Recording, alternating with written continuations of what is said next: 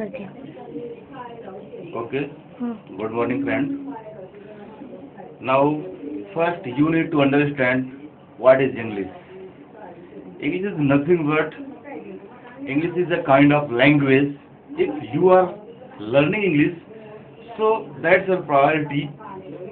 You must understand every concept of English. Means English एक दूसरी भाषा है। जब हम कोई भाषा सीखते हैं तो उसे सीखने के लिए हमें उसके कुछ तरीके मालूम होने चाहिए।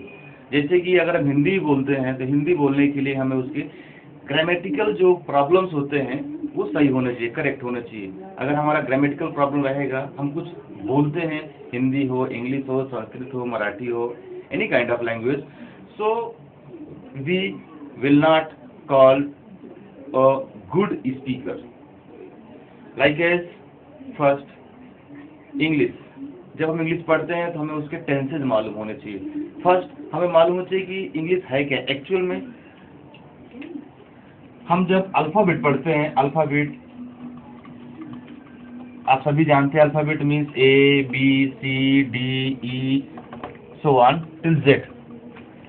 जब हम A से लेकर Z तक पढ़ते हैं तो इसको हम अल्फ़ाबेट बोलते हैं। Alphabet kind of two ways, first vowels and second is consonants। vowels और consonants, vowels means स्वर and consonants means व्यंजन।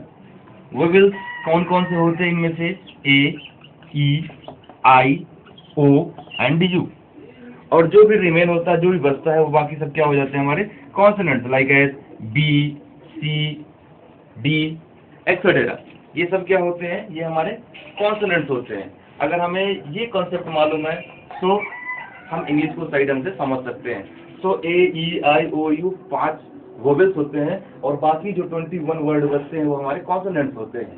ठीक, वोवेल्स मीन्स क्या होता है? जब हम कोई वर्ड बोलते हैं और वो वर्ड अपने पर ही डिपेंड रहता है, सेल्फ डिपेंड रहता है, दूसरे पर डिपेंड नहीं होता। जैसे हमने ए बोला, ए स्टार्ट किया, तो जब हम ए स्टार्ट करते हैं तो जब एंड करते हैं तो भी ए ही निकलता है, दैट मीन्स वोवेल। हम ई बोलते स्टार्ट करते हैं और लास्ट में ई ही निकलता है, that means vowel. I means A निकलता है स्टार्ट में और ई निकलता है लास्ट में, दोनों का कंबाइन होता है, सो दैट मीन्स स्वर। ओ, यू ये सब स्वर है। अगर हम बी बोलते हैं तो बी हम स्टार्ट करते हैं और बी बोलने के बाद जब एंडिंग वर्ड पकड़ते हैं तो लास्ट में ई निकलता है, दैट मीन्स कॉन्सोनेंट। जो ये वर्ड है बी है, ये दूसरे वर्ड पर डिपेंड रहता है। बी, सी, डी, एफ ये सब दूसरा। अगर हम सी बोलेंगे तो सी बोलते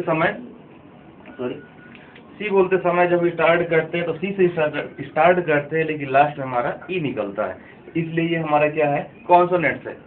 वोवेल्स और कॉन्सोनेंट्स इस प्रकार में डिफरेंट होता है। इसके बाद जब हम